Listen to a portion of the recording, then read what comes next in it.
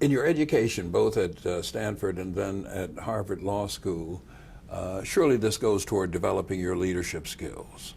What is it about Stanford and Harvard, these very different places, as you described, that made Charles Ogletree who he is today? Well, Stanford, first of all, there are tremendous black faculty and other faculty who gave me the opportunity to grow, to be independent, to take risk, and to be creative. And I learned that both what I learned in the books and in the streets, so to speak, enhanced my ability to think about broader problems. I wrote an honors thesis at my senior year about what was then called Zimbabwe and Azania, South Africa. And my thesis was that if we really applied serious economic sanctions, that it would end apartheid as we knew it in the 20th century. And we know that happened in Zimbabwe. It took a much longer period of time, but it happened in South Africa ultimately. But I knew that because not of what I'd read in the classroom, in the classes I took on Southern Africa, but because of my experiences in the anti-apartheid movement at Stanford and my work in the divestment movement, getting Stanford to divest, I learned a lot more than in the classroom. And I wrote this thesis, and my instructor ended up giving me an A- because he said it was a beautifully written thesis, very powerful and compelling, but he thought that I was a little bit too optimistic in thinking that sanctions would really bring change to South Africa and to Zimbabwe. So when I returned to Stanford in 1991, as a member of the Board of Trustees, I went to see him. I said, Professor Abernathy, I think you owe me an A+ now. I was right, and you were wrong. And he said, you're right. I never imagined the world would change.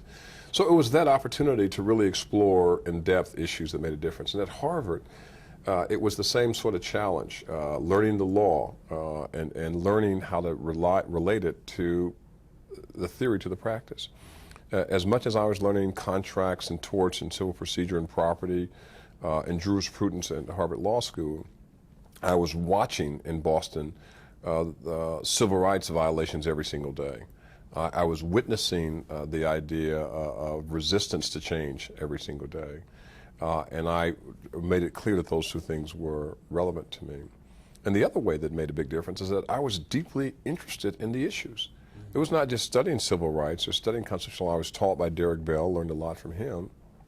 But in 1977, I went to see Archibald Cox.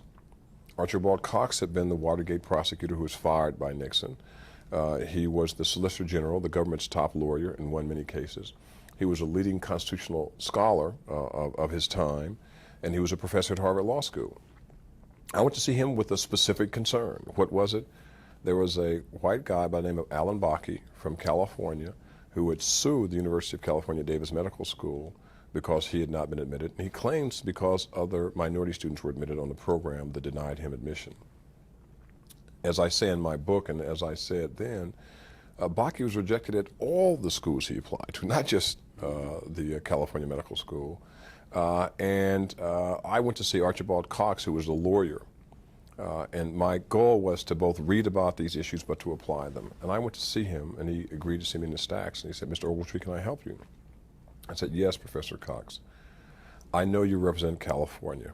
You're going to argue to defend affirmative action. I'm the national president of the Black Law Students Association. That was my role. And I'm here because I want to make sure you make the best argument possible to preserve affirmative action.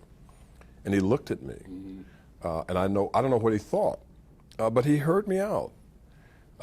And here I was not even a law school graduate, didn't have a license, had never handled a case. Now here I am talking to a Supreme Court expert about how to argue his case. But it was that passion about Bakke that was ingrained in me, because not only was I there because of cases like Brown and the whole move from affirmative action, but I felt it was my obligation and our obligation to preserve those modest and small gains for the next generation. And so that's what made it so wonderful, meeting these great people, Derek Bell, Archibald Cox, Gary Bello, who was a very prominent activist who worked in the same office I worked at as a public defender before I came. He represented Cesar Chavez and the Black Panthers. He was a scholar activist, and all these people were scholar activists who influenced my sense that you have to have both an inside an outside strategy. You have to know the theory, but also be able to apply it. And that's what the Stanford experience and ultimately the Harvard experience did to help prepare me to become a member